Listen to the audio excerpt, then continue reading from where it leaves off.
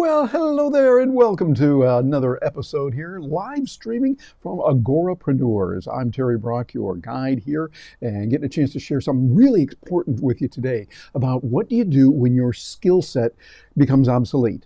You were doing something, you were working at it, you really put in the time, the money, the energy to learn a new skill, and all of a sudden, it's gone. I think, how do you spell that? I don't know, but it's gone.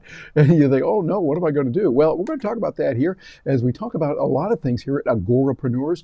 And for those who've been watching us for a while, you know what we're talking about. When we talk about Agorapreneurs, we're talking about the lifestyle of being able to live openly, being able to live life the way that you want. Welcome to Agorapreneurs, standing for liberty and freedom, all done peacefully. Now, here is your guide, Terry Brock. And yes, indeed, I'm the guide here that hits the key sometimes just a little bit early, but that came through and did it. But I want to let you know that when you are put out of work because your skills become obsolete, it can be really rough. And it's something we want to avoid. I'm going to talk to you about that. And while we're here on the subject of Agorapreneurs, bounce over and take a look at that. You will like it. We've got a bit.ly set up so you can get over there real fast, bit.ly, Liberty Lover. And it's the idea of entrepreneurs with Agorapreneurs. It's the entrepreneurs, but Agora is special. It comes from the ancient Greek word of open spaces and people living freely and interacting peacefully. That's the key term, peacefully with each other, and being able to get a lot done that way. And that's really what it's all about that we're going to be talking about here and we talk about regularly. And by the way, if you haven't already, please subscribe. We look forward to hearing from you on that and having you there with us. And our wonderful sponsors are what we are using right now, Restream.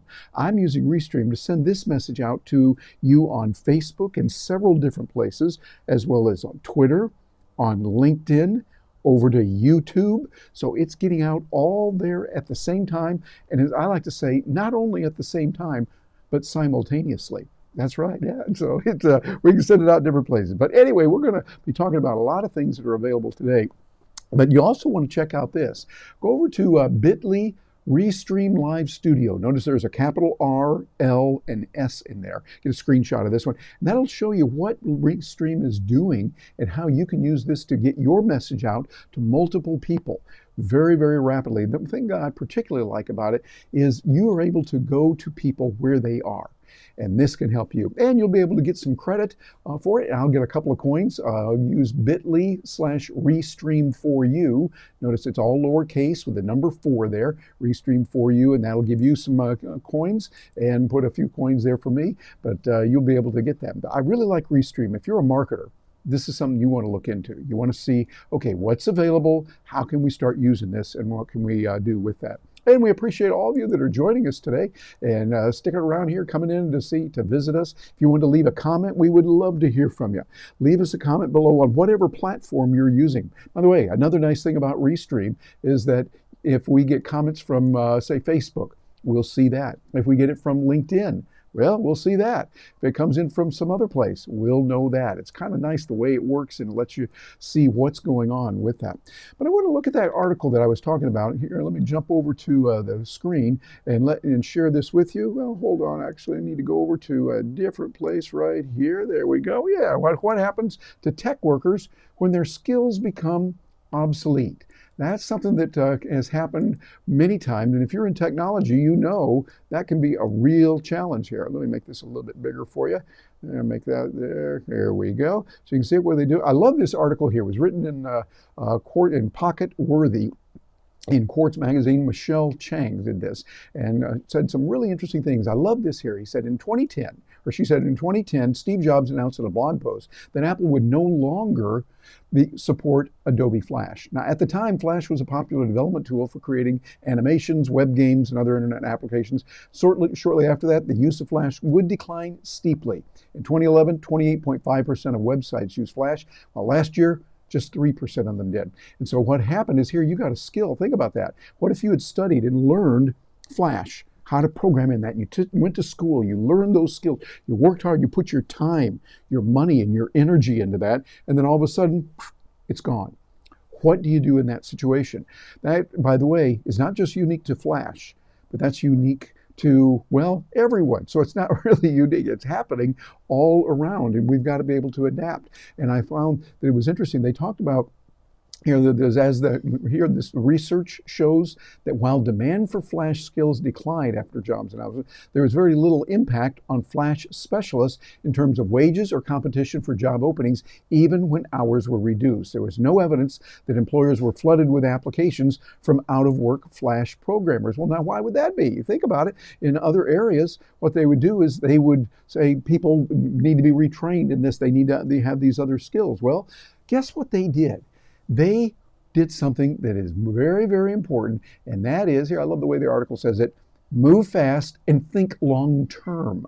As demand for Flash skills started to fall, forward-thinking workers began applying to jobs that were more unlike jobs they had worked in the past. Although building up their Flash skills had required investments, mainly in terms of time on the job training, workers were quick to abandon skills with no perceived future, the researchers found. This is what you want to do. Learn skills and learn how to learn. Learn how to learn rapidly. I remember a few years ago, I was with someone and talking with her, and along came one of her friends. And her friend had just been told that she might be laid off at the employer where she was working, very well-known employer, because she had learned graphics. And she was getting really emotional about it, that, oh, gee, what am I going to do? I can't do anything else. This is the only thing I can do. And I felt for her, because I know you feel that way. It's like, okay, what am I going to do? This is what I do. I've been trained for this, and I am in this, particularly if you've been in there for a while. She wasn't that old, so I know that she adapts eventually. But I mentioned to her that there would be other opportunities. She didn't think there would be, but I've got a feeling, this is many years now, and I did not know her and didn't stay in touch with her. But I'll bet you she adapted.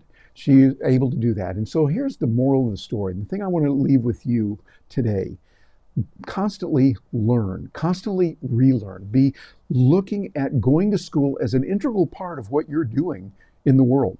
Today, we can't just do it once and then be done with it. I love the way Earl Nightingale described it before. People would say that they studied history when they were in college, or they studied this topic when they were in college. They did it back then, as if it were an inoculation.